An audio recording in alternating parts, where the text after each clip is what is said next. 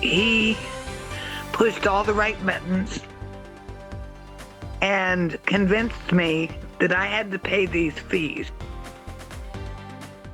Pay $2,000 in alleged court fees or go to jail. A terrifying choice, and one that sparked a panicky 2-hour drive to a Bitcoin machine. 2 News Oklahoma's Kathy Tatum introduces us to the woman who had that call and wants to protect you from what the scammers behind it cost her.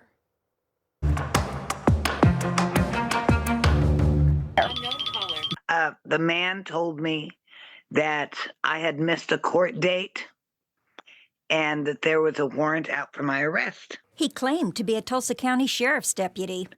He told me that if I hung up or disconnected the call, I would automatically be listed as non-compliant and they would proceed with prosecution. So I felt like I was being held hostage. Since I am a caregiver for my mother, who's 101 and blind, the fact of being locked up for 72 hours terrified me. The caller sent Barbara to a Bitcoin kiosk in Guthrie, 2 hours from where she lives, to deposit $2,000 to clear the warrant. He said that since COVID, law enforcement were using Bitcoins now because it was safer. And looking back, that is so stupid. That was just, that was the biggest red flag you could imagine. But in her panic, she followed his instructions. He stayed on the phone with me the entire time until I made the payment. And then, whoops, he was gone. That we don't call and ask you for money. If you have a warrant, we just go pick you up.